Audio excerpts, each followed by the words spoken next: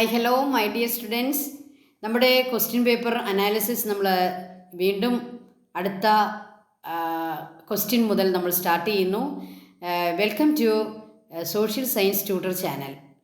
അപ്പം നമ്മൾ എവിടെ വരെയാണ് പറഞ്ഞു നിർത്തിയത് നിങ്ങളെല്ലാവരും ഓർക്കുന്നുണ്ടാകും. അപ്പോൾ അതിൻ്റെ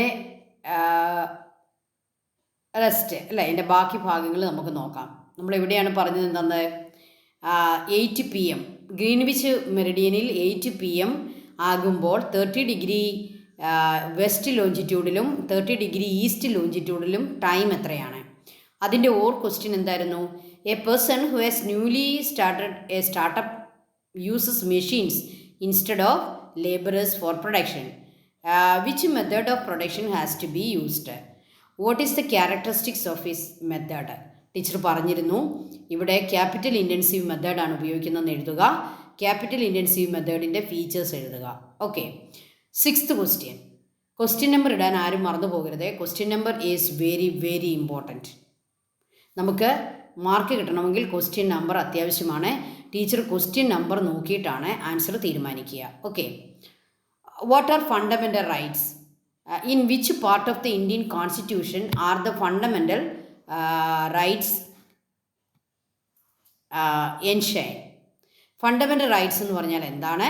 നമ്മുടെ ഇന്ത്യൻ കോൺസ്റ്റിറ്റ്യൂഷൻ്റെ ഏത് പാർട്ടിലാണ് ഫണ്ടമെൻ്റൽ റൈറ്റ് ഉള്ളത്?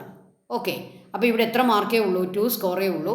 അതുകൊണ്ട് തന്നെ ഫണ്ടമെൻ്റൽ റൈറ്റ് എന്താണെന്ന് എഴുതുന്നു, ഏത് പാർട്ടിലാണെന്നും എഴുതുന്നു. അതിൻ്റെ വേറെ എക്സ്പ്ലനേഷൻ ഒന്നും ആവശ്യമില്ല.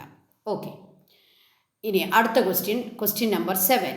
The Minto-Morley reforms are an example of the British policy of divide and rule. Justify the statement. ഇത് നമ്മൾ ആൻസർ പറഞ്ഞതാണ്, ടീച്ചർ പഠിപ്പിച്ചിട്ടുണ്ട്. മിൻറ്റോ-മോർലി റീഫോംസ് ബ്രിട്ടീഷ് പോളിസിയാണ്, ഏത്? Divide and rule. അപ്പോൾ എന്താണ് മിൻറ്റോ-മോർലി റീഫോംസിലെ ഇതിൻ്റെ എന്താണ് പോയിൻറ്റ്സ് എന്തൊക്കെയാണ്? അവരെന്താണ് മിൻറ്റോ-മോർലി റീഫോമിൽ പറഞ്ഞിരിക്കുന്നത്? അത് എഴുതുക. Four questions 8 to 11 each carry 3 mark. ഇനി നമ്മൾ 3 മാർക്ക് ക്വസ്റ്റ്യനിലേക്ക് പോവുകയാണ്. In questions with a choice answer any one. Choice ഉള്ള ഓറിട്ട് തന്നിട്ടുണ്ടെങ്കിൽ, ചോയ്സ് ഉണ്ടെങ്കിൽ അതിൽ ഒന്ന് മാത്രമേ എഴുതാവൂ. Okay. Only one. Answers in 3 or more sentence. നമ്മുടെ ആൻസറിനെ 3 സെൻറ്റൻസുകൾ എന്തെങ്കിലും ഉണ്ടാകണം. മോർ നമുക്ക് എഴുതുന്നതിന് തടസ്സമൊന്നുമില്ല. മോർ നമുക്ക് എഴുതാം. 3 മിനിമം. എന്താണ് ക്വസ്റ്റ്യൻ നമ്പർ 8? 8ൻ്റെ എ ആണ് നിങ്ങൾ എഴുതുന്നതെങ്കിൽ 8A എന്ന് തന്നെ നിങ്ങൾ എഴുതുക. Okay. Among the fundamental rights the right to constitutional remedies is considered as most important. Why? Fundamental റൈറ്റ്സിൽ റൈറ്റ്സ് ടു കോൺസ്റ്റിറ്റ്യൂഷണൽ റെമഡീസ് എന്നുള്ളതാണ് ഏറ്റവും ഇമ്പോർട്ടൻ്റ്. വൈ? അതാണ് ക്വസ്റ്റ്യൻ.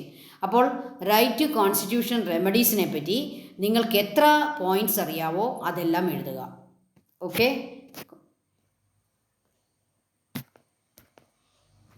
അടുത്ത ക്വസ്റ്റ്യൻ ബി. അതിൻ്റെ ബി ആണ്. Which economic system did India adopt after independence? What are the characteristics of this economic system? ഇത് നമ്മൾ പഠിച്ചതാണ്. മിക്സ്ഡ് ഇക്കോണമിക് സിസ്റ്റമാണ് ഇന്ത്യ അഡോപ്റ്റ് ചെയ്തിരിക്കുന്നത്. അത് ആദ്യം അങ്ങ് എഴുതുക. ഓക്കെ. ദെൻ അപ്പോൾ അത് എഴുതുന്നതിന് മാത്രം നിങ്ങൾക്ക് ഒരു സ്കോർ അവിടെ കിട്ടി. പിന്നെ മിക്സ്ഡ് ഇക്കോണമിക് സിസ്റ്റത്തിൻ്റെ ഒരു 3 എങ്കിലും, ഒരു 2 അല്ലെങ്കിൽ 3 എങ്കിലും നമ്മളതിൻ്റെ ഫീച്ചേഴ്സ് എഴുതുക. Mixed economic system. Okay.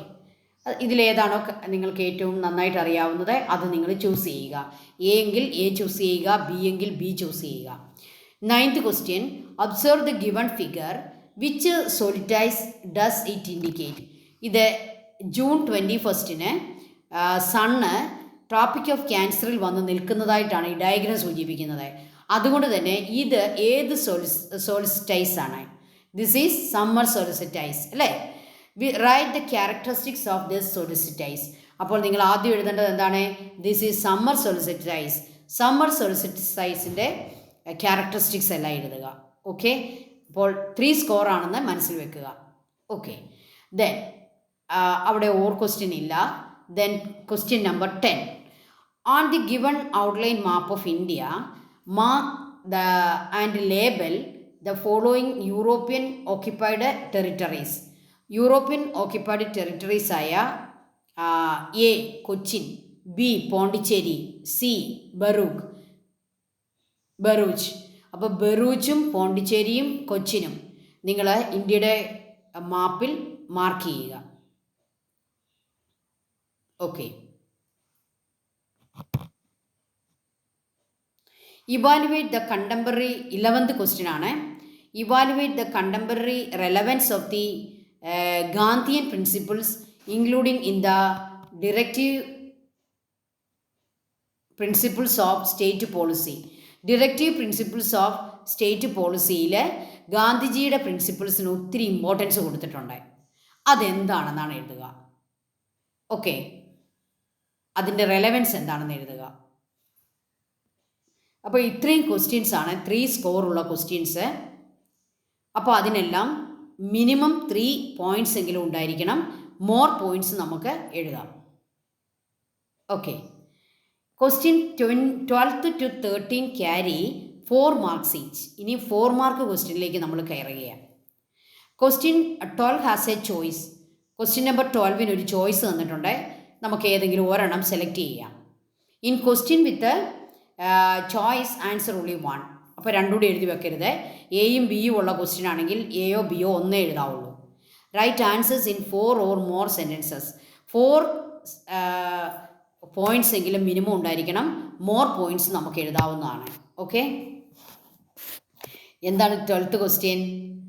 Did the use of new Enfield rifles hurt the religious beliefs of Indian soldiers?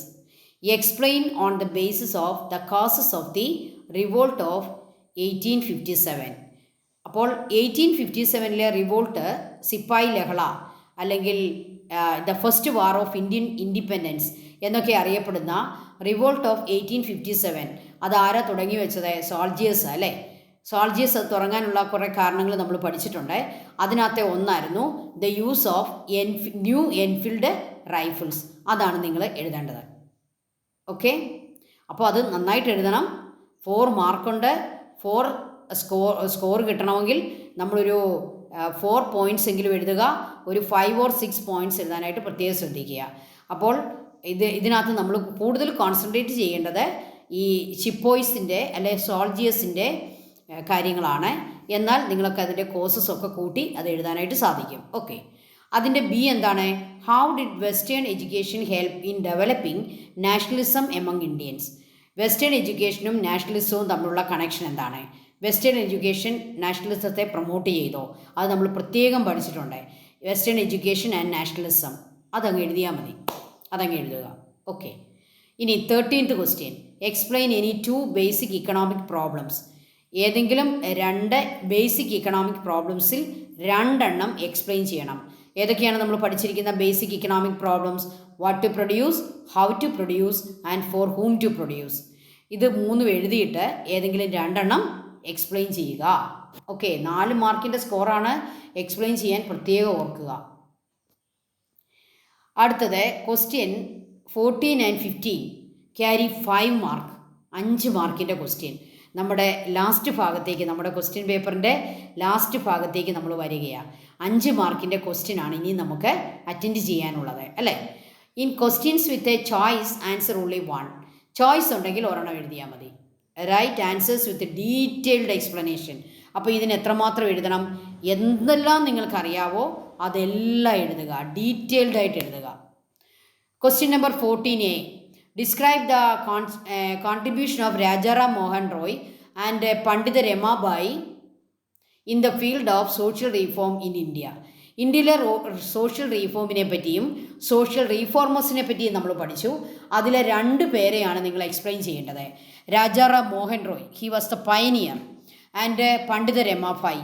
ഇവരെ 2നെയും കുറിച്ച് നിങ്ങൾക്ക് എന്തെല്ലാം അറിയാമോ അതെല്ലാം എഴുതി വെക്കുക. രാജാറാം മോഹൻ റോയ് എന്ന് എഴുതി അണ്ടർലൈൻ ചെയ്ത് അദ്ദേഹത്തെ പറ്റി എഴുതുക. പണ്ഡിത രമാബായി എന്ന് എഴുതി അണ്ടർലൈൻ ചെയ്തിട്ട് അവരെ പറ്റി എഴുതുക. ഓക്കെ. അപ്പോൾ അണ്ടർലൈൻ ചെയ്യുന്നതിനും ഹെഡിങ് എഴുതുന്നതിനും ഒക്കെ നമുക്ക് പ്രത്യേക സ്കോർ കിട്ടുന്നതാണ്. അങ്ങനെ ഭംഗിയായിട്ട് നമ്മുടെ എസ്സേ ക്വസ്റ്റ്യൻസ് എഴുതാനായിട്ട് പ്രത്യേകം ശ്രദ്ധിക്കുക. അതിൻ്റെ ബി നോക്കിക്കുക എന്താണെന്ന്. Evaluate the role of the battle of Plassey and the Buxar in laying the foundation of British rule in India. ഇന്ത്യയിൽ ബ്രിട്ടീഷ് റൂളിന് ഫൗണ്ടേഷൻ ഇട്ടതാണ് ഈ 2 battles. Battle of Plassey and battle of Buxar രണ്ടിനെ പറ്റിയും നേരത്തെ എ പോലെ തന്നെ രണ്ടിനെ പറ്റിയും വിശദമായിട്ട് എഴുതുക. അപ്പോൾ ആദ്യം എന്ത് എഴുതണം? ബാറ്റിൽ ഓഫ് പ്ലാസി അണ്ടർലൈൻ അതിനെ എഴുതുക. ബാറ്റിൽ ഓഫ് ബോക്സർ അണ്ടർലൈൻ തന്നെ എഴുതുക. ഓക്കെ, ഇപ്പം നിങ്ങൾക്ക് മനസ്സിലായല്ലോ. 7ാം ക്ലാസ് പോലെയല്ല, 8ാം ക്ലാസ്സിൽ നമുക്ക് കുറച്ചുകൂടി അഡ്വാൻസ്ഡ് ആയിട്ടുള്ള ക്വസ്റ്റ്യൻസ് ആണ് വരിക. കൂടുതൽ നമുക്ക് എഴുതുകയും ചെയ്യണം. നിങ്ങൾ വളരെ വിജിലൻ്റ് ആയിരിക്കണം, നന്നായിട്ട് പഠിച്ചുകൊണ്ട് പോകണം കേട്ടോ. Explain local time and Greenwich time, mean time. അത് ലോക്കൽ ടൈമും നമ്മൾ എന്താണെന്ന് എഴുതണം, അതിനെ എക്സ്പ്ലെയിൻ ചെയ്യണം. ഗ്രീനിച്ച് മീൻ ടൈം എന്താണെന്ന് എഴുതണം, അതിനെ എക്സ്പ്ലെയിൻ ചെയ്യണം. What is local time, what is Greenwich mean time. 2 heading എഴുതി രണ്ടിനെ പറ്റിയും വിശദമായിട്ട് എഴുതുക. അപ്പോൾ 5 5 10 മാർക്കാണ് നിങ്ങൾക്ക് ഇവിടെ കിട്ടുക. Okay, thank you children. നല്ലൊരു ക്വസ്റ്റ്യൻ പേപ്പറാണ് നമ്മൾ ഡിസ്കസ് ചെയ്തത്. ഇതേ മോഡലിലായിരിക്കും നമുക്ക് ക്വസ്റ്റ്യൻസ് വരിക. അപ്പോൾ നല്ല ആത്മവിശ്വാസത്തോടെ എഴുതാനായിട്ട് ശ്രദ്ധിക്കുക. ഇനി ഫിഫ്ത്ത് ചാപ്റ്ററിൽ നിന്നും നമുക്ക് ഈ ക്വസ്റ്റ്യൻ പേപ്പറിൽ ചോദ്യം വന്നിട്ടുണ്ട്.